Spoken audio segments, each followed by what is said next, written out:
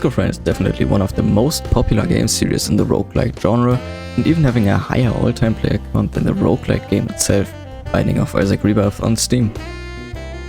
Risk of Rain is a well-beloved game series, and the most controversial thing about it is probably that many people are still discussing if Risk of Rain is actually a roguelike or a roguelite, but more to that further into the video.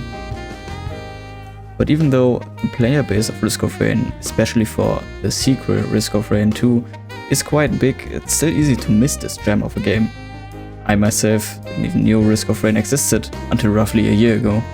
And now, after playing Risk of Rain 2 and Risk of Rain Returns, the remake of the original Risk of Rain game, for reasonably enough hours, it's become one of my favorite game series of all time.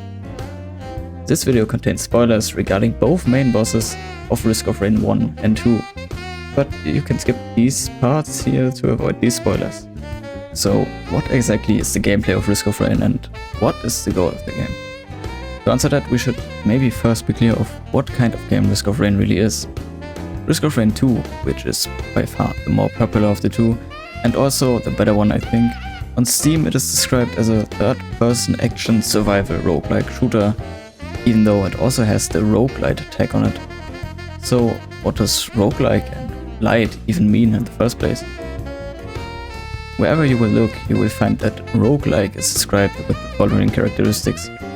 Random environment generation means items and equipment are random every time you start a new game. Permadeath, which basically means if it's over, it's actually over. You need to start over from the beginning with nothing at all again if you die. Roguelite is actually the same, just with meta progression, which means that you unlock things in-game out of the actual run itself, which is the case in Risk of Rain, since you can unlock more characters and abilities. Not that this would matter a lot, but I still find it interesting how it's still such a big debate. So what do you actually do in Risk of Rain? Well, the core gameplay of Risk of Rain 1 and 2 are both the same. You choose a character and start your run. First, you collect items through chests that you can open with money collected from killing enemies. If you think you have enough items gathered in that stage, your goal is to find the teleporter, activate it and kill the teleporter boss. Also, charge the teleporter. Every run, there are 5 stages you have to complete.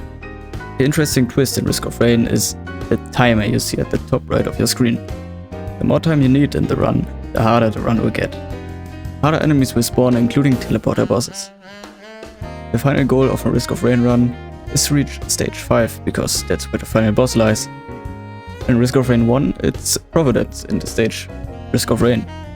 In Risk of Rain 2, it's Mithrix on the moon. Alternatively, you could loop your run, means that you could play infinite stages with the final boss being your PC exploding once you get too many explosive items.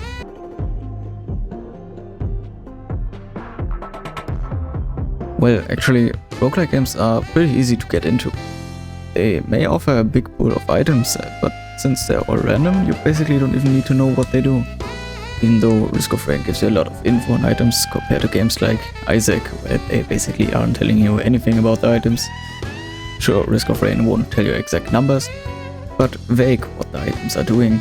Also, if you really want to know the exact numbers, there are websites for that. I highly recommend playing Risk of Rain 2 first. Not only is Risk of Rain 2 way better than the first one, even though I really enjoy both of them, but also is Risk of Rain 2 easier to play because it's not a 2D platformer like the first one and you can do a lot more with movement. Also, I had a feeling that Risk of Rain 1 is actually harder on itself, but that may be because I'm not really good at 2D games. Both games have 3 difficulties, which are Drizzle, Rainstorm and Monsoon. So if you're a beginner and Rainstorm may seem too hard, you can easily play on Drizzle. Both games offer a nice set of characters which are very different to one another, and all of them have new abilities to unlock as well, so the possibility that you cannot play exactly how you like it is rather small. Also, besides both games having infinite replayability because of the different items and characters, they still have one more feature which could spice up your game, that being the artifacts, which change your runs in a very different ways. To name some of them, the Artifact of Command lets you choose items you get. The Artifact of Glass lets you deal 500% damage, but you have 10% health.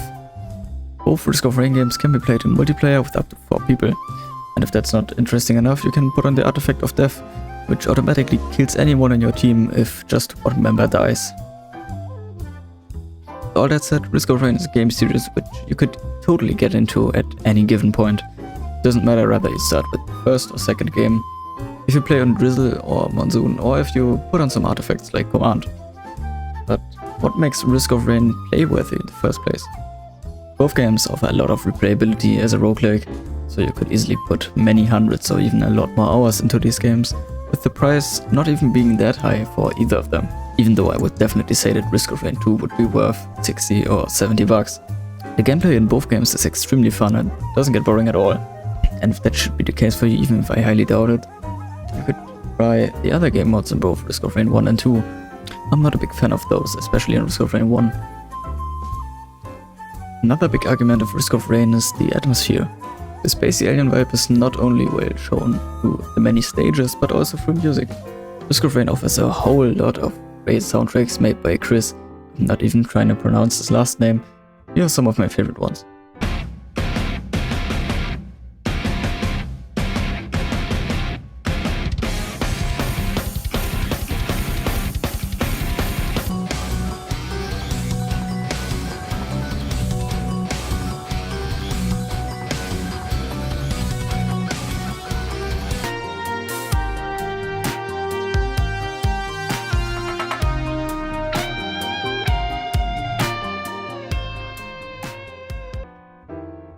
So if this video helped or encouraged you to get and try Risk of Rain, I'm glad. It's a great experience and I would tell everyone to give Risk of Rain a try.